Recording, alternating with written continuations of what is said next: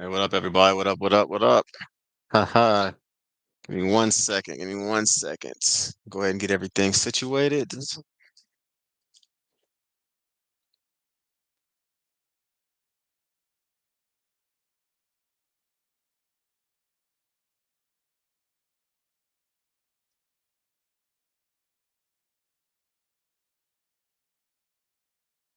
Hopefully, everybody's doing well tonight. Hopefully, everybody's doing well tonight. If you are not familiar with my channel, here at Financial Patient, we teach you how to make money. We teach you how to save money. We teach you how to invest money. We teach you how to build generational wealth. And we teach you how to financially emancipate yourself from generational poverty. Okay. Tonight, everybody, I want to talk about essentially one of the mistakes that I see a lot of people, basically the top mistakes that I see people in the middle class making in regards to building wealth. And the reason why I want to talk about that is because, in general, I find a lot of times as Americans, we have this idea that once you quote unquote start making a certain salary, then you are good to go. You're good to go from a financial perspective. You're good to go as far as building your wealth. And what's interesting about that is this: if you take a look at, I would just say professional athletes, just to go there, because that's the one everybody always talks about. Um, I actually kind of want to talk about medical doctors because, from my experience, they're kind of the ones that are struggling the most when it comes to high income earners that are essentially struggling when it comes to building any form of wealth. If you take a look at professional athletes, these are kind of guys that make over $100 million over a 7 to 10 year period. They go broke. A lot of times, certain media outlets and certain news promotions will laugh at these guys. I personally think it's kind of sad because you have killed your ability to build any form of meaningful wealth if you piss away essentially $100 million. But if you take a look at that, one of the things I've always found so interesting about it is that from a financial perspective, if you think about it, we literally will laugh at the Antoine Walkers or the Allen Iversons or the Kurt Schillings that essentially go, or the Gordie Howes that essentially go broke because they basically made $100 million, but they pissed all their money away. We'll laugh at those kind of guys, but we won't laugh, however, at the individuals who, the financial advisors from Harvard or from Princeton or from Yale, who manage these guys' money and then threw well and then basically help them lose all their money. We won't laugh at essentially at the MBAs or the hedge fund manager that basically put them in extremely risky, stupid investments that cause these guys to lose all their money. So, and what's crazy is that a lot of these hedge fund managers and investment portfolio managers, and a lot of these actively managed mutual fund traders, and a lot of these individuals that are essentially teaching these athletes essentially how to invest their money and essentially lose them hundreds of millions of dollars. These same guys, everybody, are still practicing in the financial world. If you take a look at Antoine Walker's financial advisor, that gentleman is still essentially doing his thing as far as advising other people how to invest their money. So if an investor essentially pisses away a professional athlete who made over $150 million, if a professional investor basically forced that guy off their bad investment and bad financial advice to lose money, to lose $100 million, what do you think would happen to you if they start giving you financial advice? So this is one of the things I kind of want you guys to start thinking about. I want you to start thinking in this way because at the end of the day, everybody, if you're in the middle class, you are just as susceptible as people in the upper middle class and people in extreme wealth at the top 0.1% of losing your money. So that's what we're going to talk about tonight, okay? And full disclosure, first things first, middle classes in America, everybody, is considered anybody that makes between $60,000 to $145,000 in America. This is a household. This is a combined household income. This can be a single income earner who's still basically bar hopping and clubbing. If you basically are make between $60,000 to $145,000, you are considered middle class, according to a 2025 study that was done by Investopedia and also according to Yahoo Finance. So what does that mean? I would say that if you are living in, say, Spokane, Washington, or you're living essentially in Boise, Idaho, making $145,000, you're probably doing extremely well. But if you live in Manhattan, making $145,000, or you live in Oahu, Hawaii, making $145,000, you're probably at that point not doing quite as well. You're still making a lot of money, but things are obviously significantly more expensive there. So middle class, to some extent, truly is relative on what part of the country that you were living in. More importantly, the lifestyle that you were living. And I want to harp on this fact, everybody. The the two of the three two of the three professions, my bad, that are the most likely to be millionaires are teachers, engineers, and financial advisors. Now, the financial advisors one, I understand. I understand that from a purely, it makes perfect sense because if you think about it, if you're a financial advisor, you're essentially closer to the money. You know everything that you should do and everything you should not do with money. And one of the things I find extremely interesting, and I have an MBA and I'm a mechanical engineer, so I'm not talking at the side of my butt when I say this. One of the things I find very interesting about financial planners is that 90% of them do not even invest into the things that they actually advise their clients to invest into. I want you to think about that for a minute. Why would a person be giving you advice if they don't even invest into the things that they're telling you to invest into? Seriously, consider that for a minute. Please support your content creators, everybody. There is a dollar symbol behind, at the very bottom, the bottom right. Show your support for Financipation. Please show your support for the channel. It helps us financial influencers, and it helps us essentially continue to give you guys free content.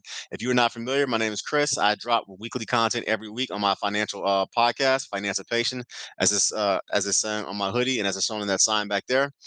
And essentially, everybody, I help you make money, save money, invest money, and build generational wealth. That is my ministry. This is what I thoroughly enjoy doing, and I enjoy helping people one podcast and essentially one live session at a time. So this is a free financial coaching session. If you have any questions, by all means, everybody ask them below. But what I was saying was. The two other professions that are most likely to be millionaires are engineers and teachers. And if you think about it, one of the reasons why I think engineers and teachers do such a good job, essentially, of quote unquote building wealth is because, for one, from a teacher perspective, they understand essentially the laws of compound interest. They understand compounding. They also understand I think, the power of living beneath your means and living essentially essentially living on less than you make. And the reason why I say this is because if you are a lawyer or a doctor, and I see this a lot of my lawyer and my doctor friends, when we go out for happy hours and drinks and stuff like that, there's a certain image a lot of times that they have to quote unquote portray in order to look successful. So, for instance, if you're a surgeon, a lot of my surgeon buddies say, "Chris, I have to drive the latest. I have to drive the latest Maserati. I got to drive the latest Benz. I got to drive the latest Beamer. I got to drive the nicest Lexus because if I don't, people are automatically going to assume I'm not very good at my career." I don't necessarily agree with that, but I will say this. As a mechanical engineer, I don't catch that kind of heat for what I drive. I drive a very nice, a very reliable, a very used vehicle, but I don't necessarily have to drive the nicest quote unquote Maserati. I don't have to necessarily drive the nicest Benz in Miami. I don't have to do that kind of stuff in order to quote unquote look successful in my career. And teachers, I find more so than almost any other profession I've had the pleasure of doing one-on-ones with, they also have literally no lifestyle inflation. For instance, what kind of car does a teacher drive? What kind of car does an engineer drive? What kind of car does a medical doctor drive? What kind of car does a neurosurgeon drive? What kind of car does a lawyer who's a partner drive? So that's why I kind of say that a lot of times we unfortunately fall into the lifestyle inflation trap with teachers and engineers, more so than most other professions that I see. We kind of really don't have to go into that. But it gets me back to another point. You don't have to drive a quote unquote the brand new Benz. You don't quote unquote have to drive the brand new Lexus. You don't quote unquote have to drive the brand new Tesla or the latest Maserati in order to quote unquote look successful in your career. I have personally always advised people that if you do buy a car, buy a 3 to 5 year used vehicle with less than 40,000 miles on it. Why? Because you let the first sump essentially pay for all the taxes, all the inflation, and 35% depreciation value that the car has the second it drives off the lot. So make sure that you do not fall victim to lifestyle inflation. And the first major mistake that I see people in the middle class, as people making between $60,000 to $145,000, is that they live above their means. The first thing I talked about was they buy cars they cannot afford. And I see this from time and time again. And full disclosure, everybody, one of the things about financipation and why I started my channel is because a lot of the mistakes that I tell you guys to not do, I myself made them. And I made them because I was essentially doing what most young men do when you're a single guy, you make a good amount of money, you're a good looking dude, and you essentially have options in regards to buying sports cars I should have been buying, in regards to getting debt that I should not have been getting. And a lot of these mistakes that I made in my 20s, I paid for it essentially in my 30s.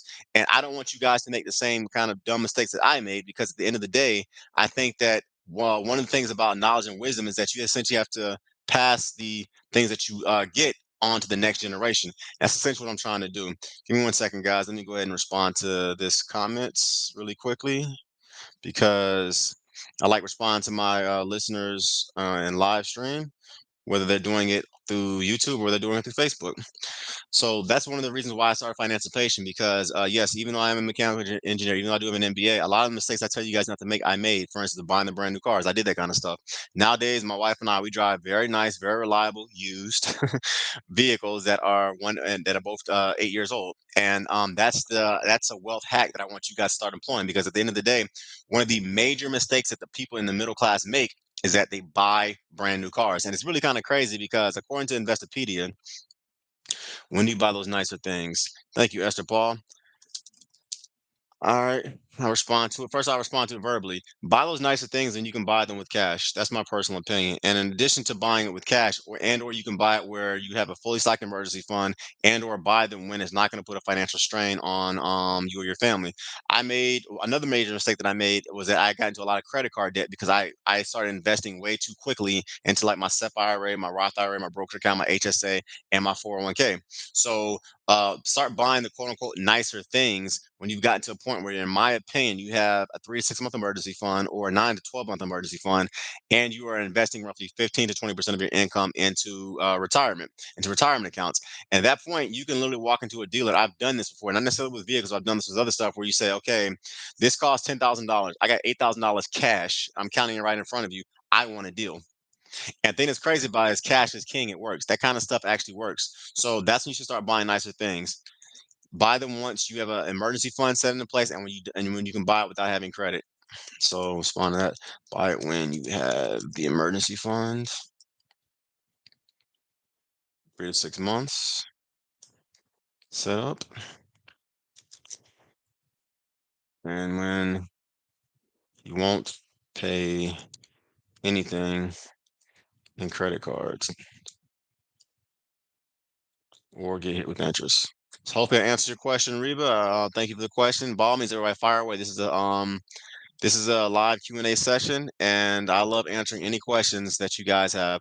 Also, please support your content creators, everybody. Hit the dollar sign below. My Cash App, if you want more of a Cash App type, do dollar sign Chris P485. Once again, dollar sign Chris P485. At the end of the day, as I say all the time, everybody, I thoroughly enjoy giving you guys free content. I thoroughly enjoy essentially helping you make money, helping you save money, helping you build generational wealth, and helping you financially emancipate yourself, everybody, from generational poverty. That is the name of the game. That's what I thoroughly enjoy doing, and that's what I love to do. In addition to my career, this is a passion of mine where I've just seen time and time again where when an individual understands how money works, and more importantly, they understand the time value and the compounding interest value of money, how it allows them to, for instance, not allow men to talk to them any kind of way, not allow women to talk to them any kind of way, how they refuse to let a boss talk to them any kind of way. Because when you start understanding what your freedom number is, what your financipation number is, and what numbers you need to hit in order to retire forever from corporate America, people move different, they talk different, they dress different, they eat different. If a person knows that they can retire at 50 years old by living a little differently at 25 and 30, that individual starts taking care of the health because they say, cool, by the time I turn 50, I can travel the entire world on my own, doing my own thing. Whereas a person says, whereas if a person tells himself, oh, I'm gonna be working this crappy job that I hate until I'm 65, then I'm gonna retire. I'm gonna work 40 for 40 some odd years, working 40 to 50 hours a week, a job that I hate, and then retire 40% of what I could never afford to live on to begin with. Those kinds of individuals, unfortunately, their entire mindset to life changes, and they allow their bosses to treat them any kind of way. They allow the women and the men that they date to treat them any kind of way. But when a person gets financially literate and they understand exactly the way the freedom that can come with essentially a Roth IRA or a 401k or HSA or index fund, the power of compounding interest, they literally live their life differently. And that is such a beautiful thing when people no longer allow their abusers and individuals to treat them like dog crap to continue to do that. And that's the reason why I say, everybody, we got to get serious about getting ourselves into a situation where we can thrive financially. We're not just surviving. And full disclosure, if you are behind the 8 ball, if you got a whole bunch of debt, then congratulations, guys. I was in the same boat. If you're in a situation where you and your wife are beefing, or you and your husband are beefing, because all facts, invest early and retire early, became financially free at 38. Exactly, Don. Kudos to you, my dude. To you about that. Curious, Don, at 38 years old, when you became financially free, what did you do? Did you continue going to work so you could get those healthcare, good old U.S. American capitalism healthcare that forces us to stay in corporate America in order to maintain health for our kids and for our wives, and for our families? Or did you just kind of get out, bounce, start traveling to like DR or Singapore or all around Europe? Like, what did you do when you became financially free at 38 years old? I love hearing those stories. So, by all means, please put them in the chat below, okay? And that's what it's about, really, people. I mean, that's really what it's about.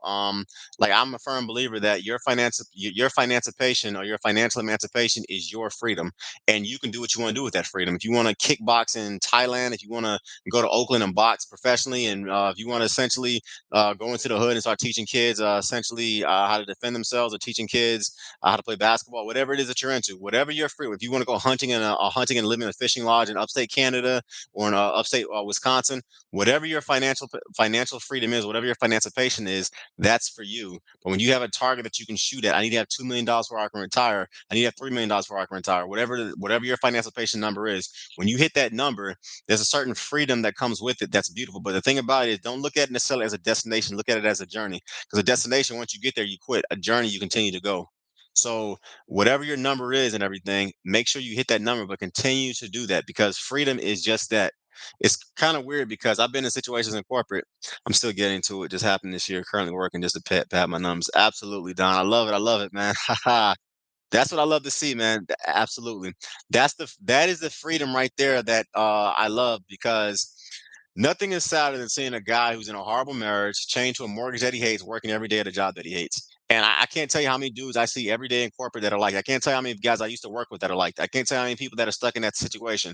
So yes, if you are currently working to hit their numbers, perfect. And if you're in a career that you don't necessarily hate, it still work, but it doesn't bother you necessarily to get up and go to work every day, then you were hitting your numbers and you're doing it in silence. One of the things I've always found pretty dope is that in my professional career, I would jump ship probably like every 4 to 5 years when I was in corporate. And one of the interesting things about that was I could tell immediately when a guy had quit the company immediately.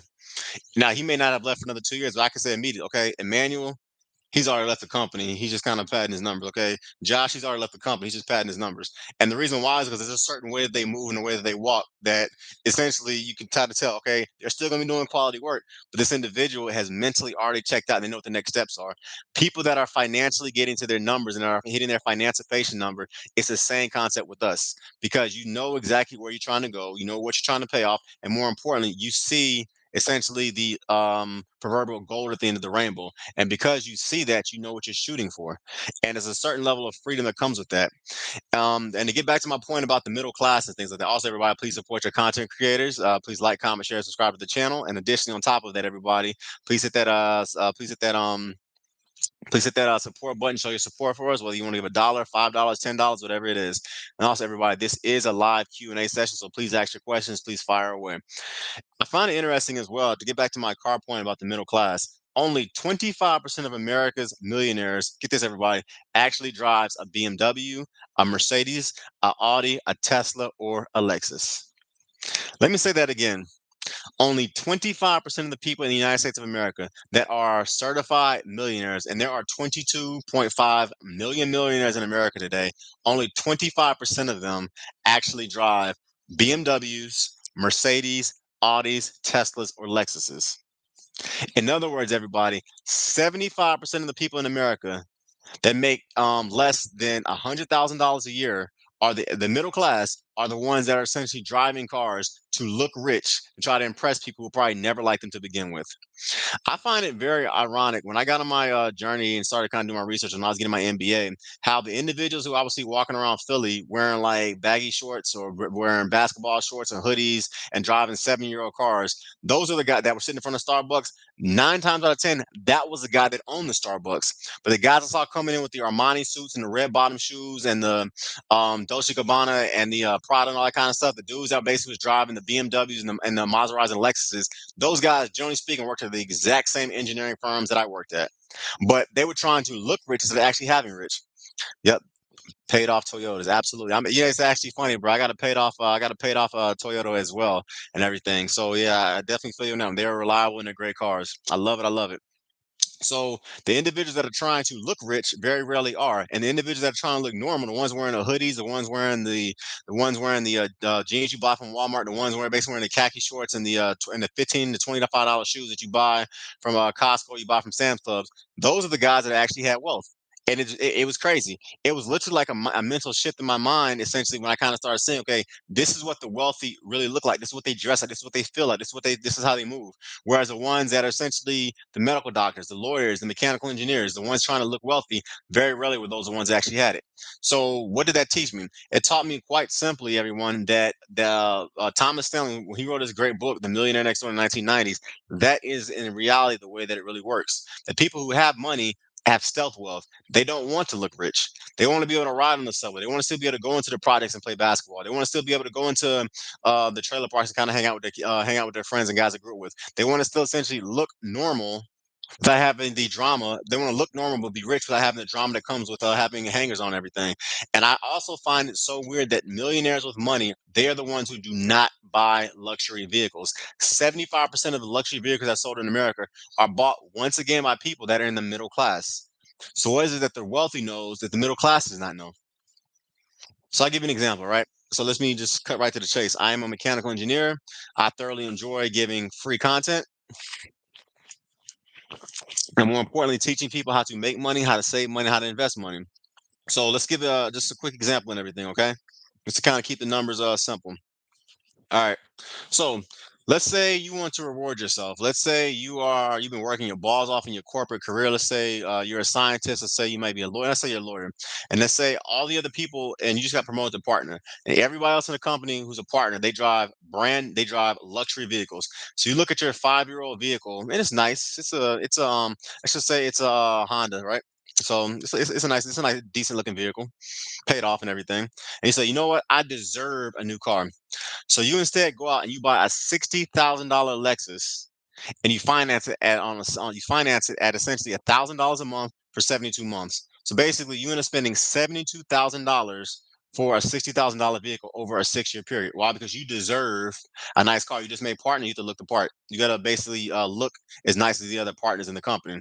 Well, let's say you instead dropped $10,000 on a brand new Toyota Corolla.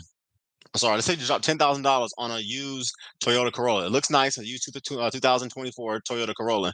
And instead of spending $1,000 every month, you invest $1,000 every month into a good total stock market index fund, everybody, that returns roughly 12% in 72 months or 6 years. Instead of spending $62,000, sorry, instead of spending $72,000, you would have made $170,000. So this is almost a $100,000 difference. Instead of losing $72,000, you would have made $170,000 just by investing into a good total stock market index fund that can be purchased through Fidelity in this investments. So why am I saying that? Because time and time again, I find that when people get promotions or when they get married or when they get a pay raise or when they go to a different company, they essentially buy brand new cars that they should not be buying when they could just be buying a reliable used car and just invest that money into the stock market or into their brokerage account or into their Roth IRAs or into their 401ks, whatever your investment strategy is. And this is what's killing the ability a lot of times for us to build wealth. I myself made that mistake when I was a younger man. And it's one of those kind of things that once you live and you learn, you do better. Once again, but that's not even where it gets bad. Imagine you buy a brand new car every 5 years. So that's 72,000 versus 100,000 versus $170,000 difference that I just got done telling you. Imagine you do that imagine you do that 6 times in your life. You do that at 25, 30, 35, 40, 45, 50, and 55. You literally just murdered your ability to pass generational and transformational wealth from yourself to your kids. Before I go any further, everybody, please hit the support button. Please support your content creators. It helps the algorithm. On top of that, everybody, I love giving you guys free content. And ask away. Fire questions away, everybody. Fire questions away. Please do. Please do. And one of the worst decisions you can make, everybody, is essentially buying a brand new car every 5 to 10 years. And it's one of the decisions that we make in America all the time. I deserve a new car. I deserve this. I deserve that. And it's literally murdering your ability to build any kind of wealth. And it's not just cars either. I see people spending $50,000 on a wedding where they can spend $7,000 on a wedding. I see people spending $10,000 on a vacation where they can get a very similar type vacation in Europe for 2 or 3,000 bucks. I see the exact same thing when people are buying $1,000 people buying $500 pieces of articles of clothing. They can get a very similar looking, similar quality type of shirt for 50 or $75. So it's not just cars, it's kind of everything. I want you to kind of reshift your entire ability, because if you were in the middle class, everybody, and by middle class, I mean making between $65,000 and $145,000, one of the first major mistake that a lot of people in the middle class make is that they essentially buy things they cannot afford to impress people that would never like them so they can look wealthy instead of actually being wealthy.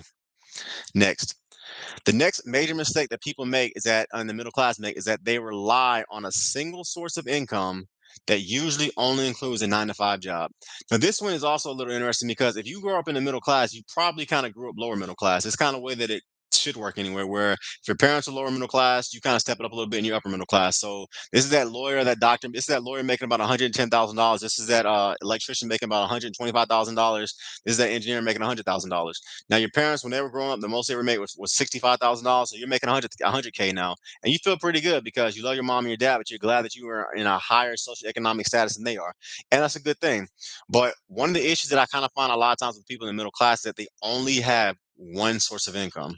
And that typically is a 9 to 5 job. That's whether they're an electrician, whether they're an engineer, whether they're a teacher, whether they're a doctor, whether they're a medical doctor.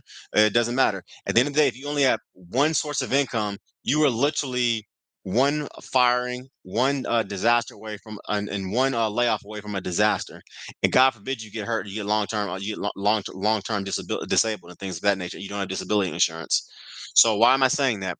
Because one of the mistakes that I see people make that are in the middle class more so than any other group is that they typically tend to be relatively decent earning individuals, between 75 to $125,000, but they only rely on their income.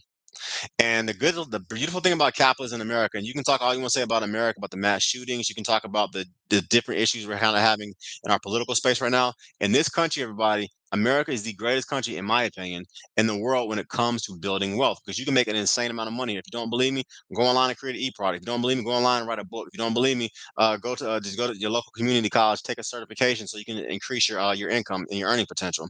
You can do all that stuff in the United States of America.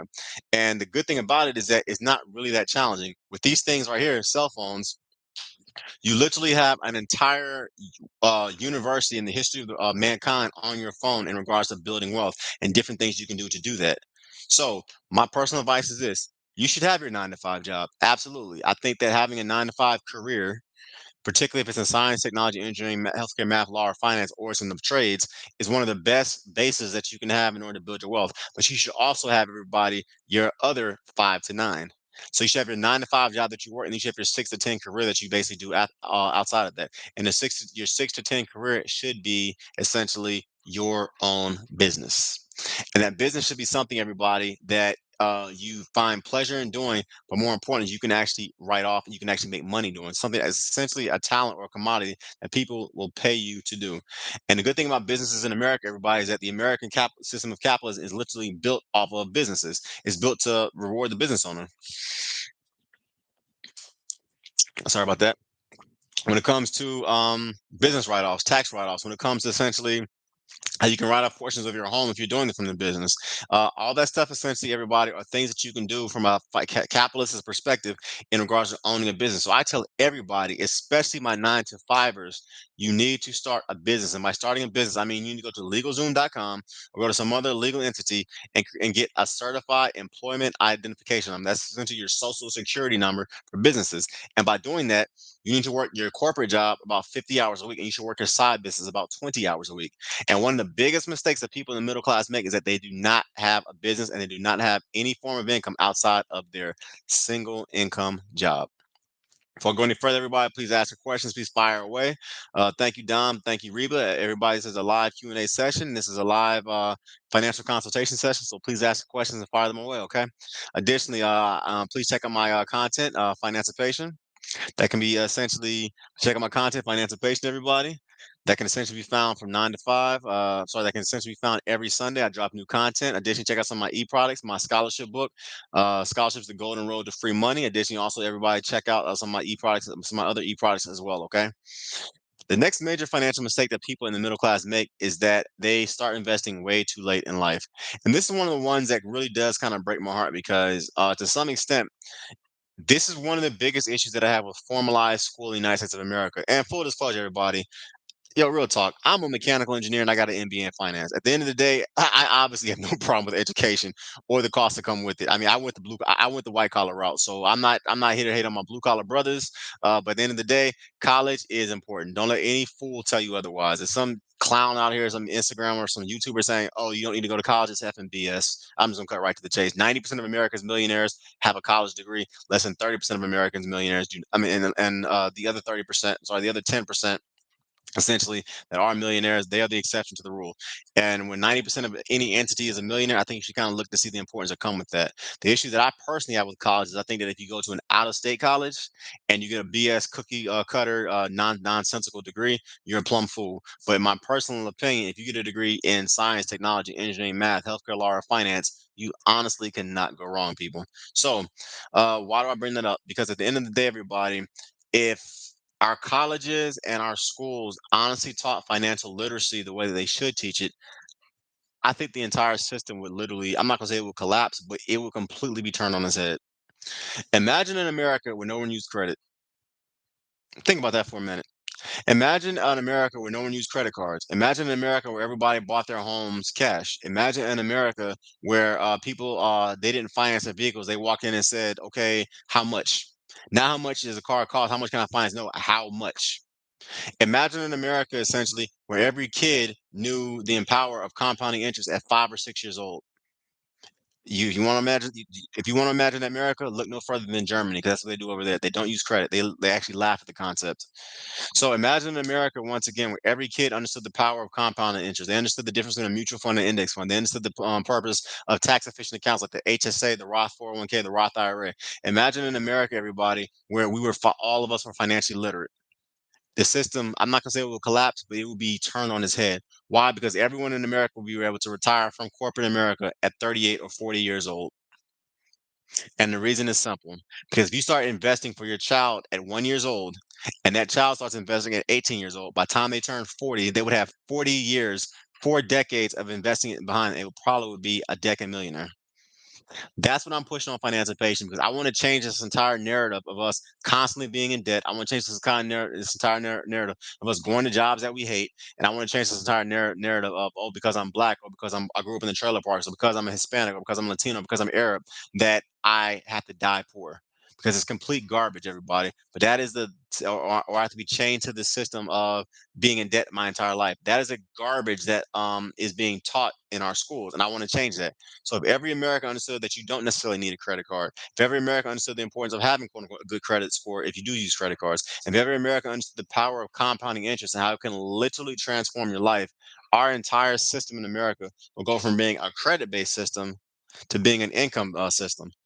And that would literally change the entire country. On top of that, it would also end a lot of our social programs that we have because at the end of the day, there's no reason for you to be quote unquote on welfare, Medicare, Medicaid if you understand essentially how the stock market works. There's no reason for you to essentially to not have any health care if you understand the difference between getting the quote unquote career versus getting the job. You understand what careers are going to. If you understand who to marry because they have better health care than you, that kind of stuff. That's the kind of way that I want you guys to start thinking of financiation, okay? So let's say a person started investing $500 a month, right?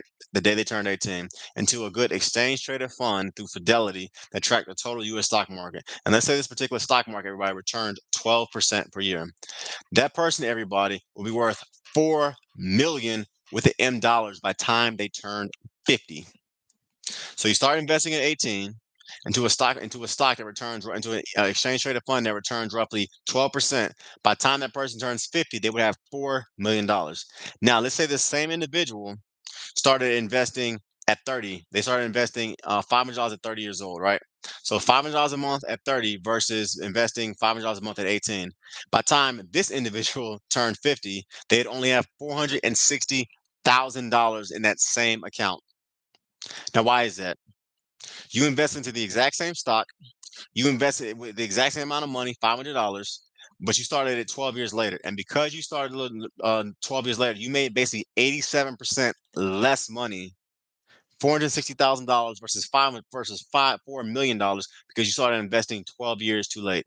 Parents, this is the reason I tell you you have got to start investing for your kids where they basically are still in their diapers. Because if we understand the power of compounding interest, it literally puts your children in such a better stratosphere from a financial perspective over the other kids they're competing against. And I do not push the kind of YouTube channel where I'm pitting us against them. I don't do that kind of garbage on my channel. But I will say this: for better or for worse, when it comes to money, generally speaking, people that have more discretionary income to spend, people that have more money, they have a vastly easier track in our version of capitalism. If you don't believe me, take a look at the health statistics for a person that lives quote unquote in Brickell versus a person who lives in Carroll City. Those are cities in Miami. Or a person that grew up in the South Side of Chicago versus the North End. At the end of the day, everybody, um, giving your kids the advantage of being financially literate, and more importantly teaching them how to and more importantly teaching them what to do with the money they get is your debt as a parent and your duty as a parent. And time in the market is vastly better than timing the market. And what I mean by that, I'm a long-term investor. I do not push this garbage about buying a stock and selling and trying to jump in and out and buy the dip or whatever you want to call it. I don't do that garbage on my channel, because at the end of the day, 96% of people who do that, they make less money over a 15-year period than those of us who do not jump in and out of the market. That's including when we factor in professional investors. So getting a stock, buying it, and holding it for decades is essentially the way Warren Buffett made his wealth. That's the way the Rockefellers made their wealth, and that's the way you should go about doing it. So the next major mistake that people in the middle class makes when it comes to building wealth is they started investing too late. They say, I'll start investing when I make more money. They say, I'll start investing when I get married. They say, I'll start investing when I graduate from college. They say, I'll start investing when I graduate from high school. They say, I'll start investing when I turn 30. I'll start investing when I turn 40. Not realizing that you literally just pissed away hundreds of thousands of possibly millions of dollars by waiting a decade of your life to start investing more money. Don't let it be you.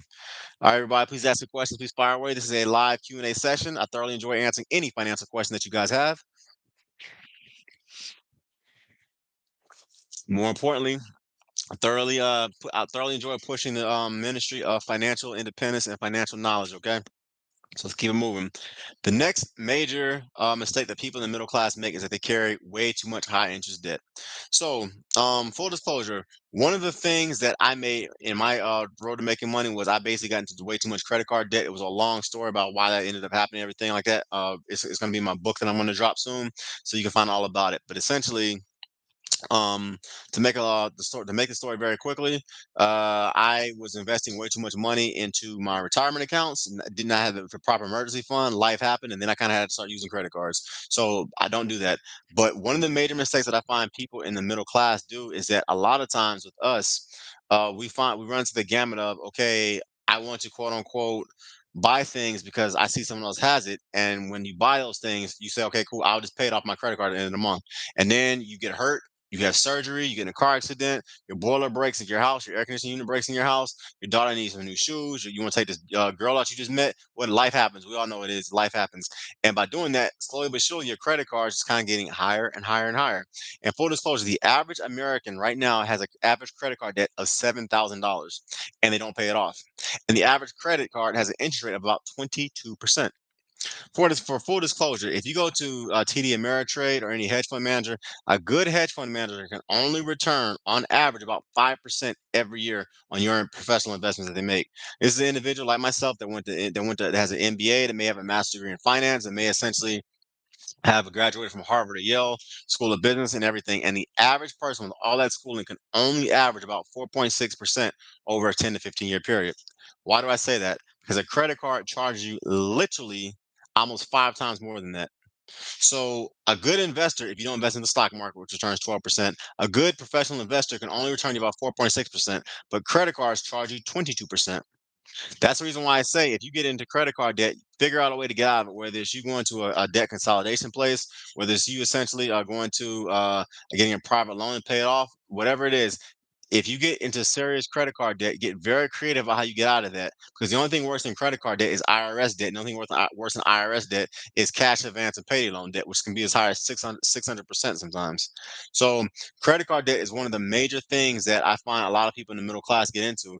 And there is no investment that I have found that's legal anywhere that returns roughly 22 to 23% over a guaranteed period. But that's exactly what you're going to be paying with a credit card if you get into that.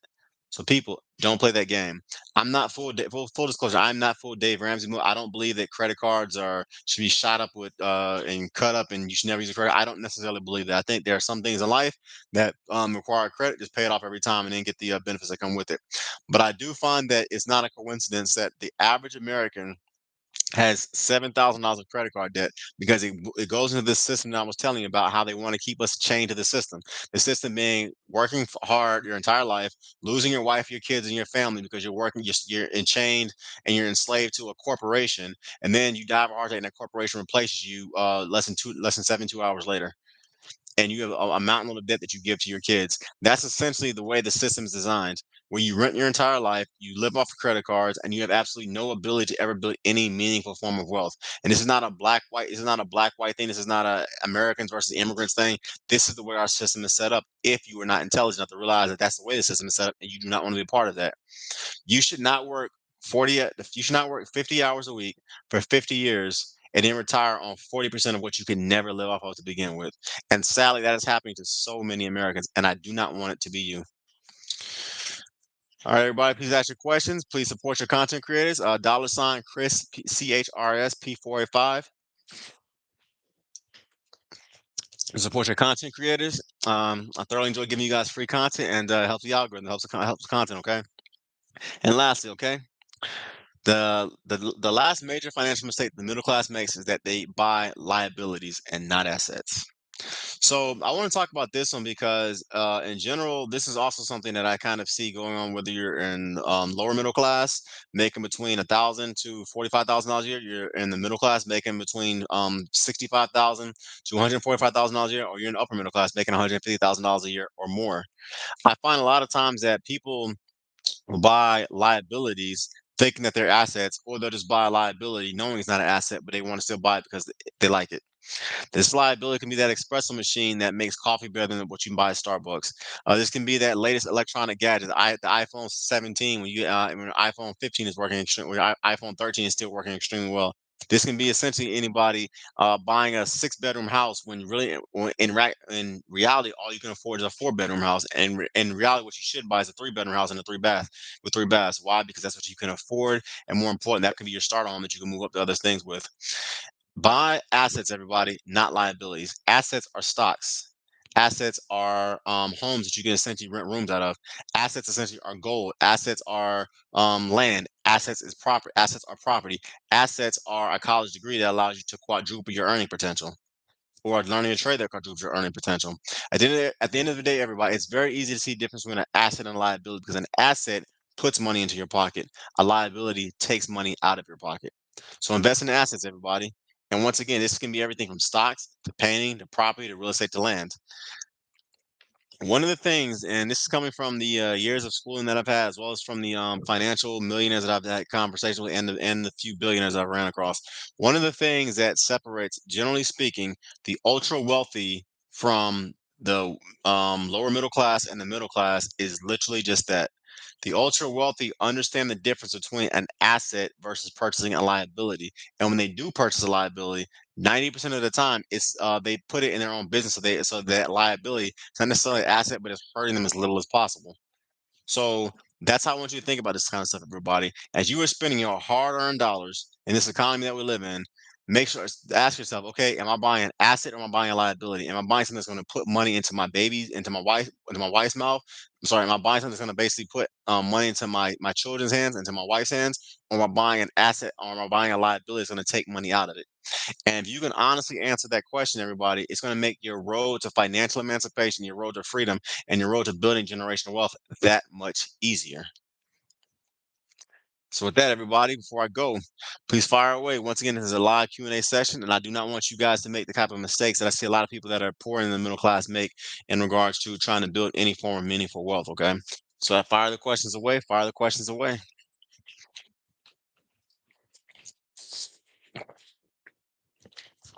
And by the way, Don, shout out to you about that. 38 years old, that's a dope age to for to get your financial freedom, and stay with it, man. Make sure that you don't date the kind of individuals, and make sure you don't lose that wealth. A lot of times I kind of see that when people at a certain age kind of hit some of the numbers that they want to hit, they kind of start letting their foot off of the gas.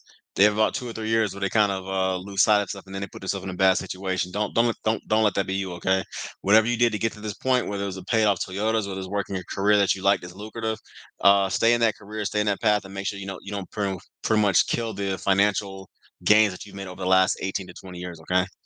Yeah, so fire the questions away, everybody. Fire the questions away. It's your boy Chris. It's your boy Chris. I thoroughly enjoy answering any kind of financial question that you guys have, and I thoroughly enjoy just kind of doing this. It's like I say, to me, finance is not a this is not a hobby for me. This is something that I thoroughly enjoy doing. It's something that's a passion of mine. I love helping people change their entire financial tree, and more importantly, I love helping people have the life that comes with no longer being chained to credit cards, or chained to a mortgage that they hate, or chained to a person that they hate, or chained to a car they should not have bought.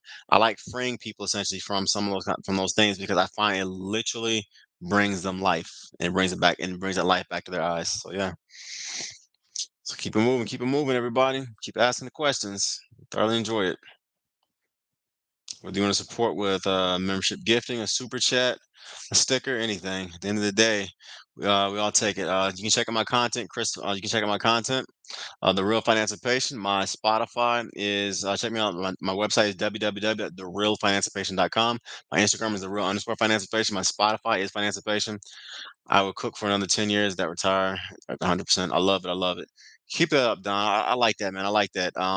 Absolutely. You'll be 30, you'll be 48 years old at 50. You basically be 48 years old, dog. You have another 35 years ahead of you, man. You can live like a king. Whether you want to do it in this country or travel abroad, whatever it is.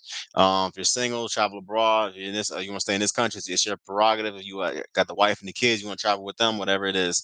But I love seeing that, man, because how many Americans do you really know can retire at 48 years old and never have to worry about money again? If you get your 4% rule by 48, dog, you are literally, that puts you pretty much in the top, I would say 1 to 5% of Americans. And so few Americans can actually say that. And I love how you're moving. I love how you're thinking, man, because that is such a cool thing. That truly is such a cool thing. So yeah. All right, all right, cool. All right, everybody, going once, going twice. It's your boy Chris. As I said earlier, please check me out. My Instagram is the real underscore financipation. My Instagram is the real underscore financipation. My website is www.therealfinancipation. My Facebook page is financipation. Shout out to my tribe. Please send me an invite so you can join that. My Spotify is financipation. My blog is financipation. Please check that out. At the end of the day, I drop a lot more content about forex trading. I drop a lot more content about HSAs, about tariffs, about essentially real estate, buy, rent, rehab, refinance, the whole nine. And I also go into a lot more detail in regards to taxes, and how to create tax efficient accounts and everything, and how to legally get around paying taxes, just depending on the state that you live in, and more importantly, the type of investments you can make that more or less are tax optimized accounts. Okay. So with everybody, going once, going twice, it's your boy Chris. Thank you for the session, everybody. I appreciate it. Thank you for all the questions, and thank you for the support. I truly appreciate it. Have a good one, everybody. It's your boy Chris. And definitely like, comment, share, and subscribe to the channel. It's your boy Chris. I'm out. Peace. Peace.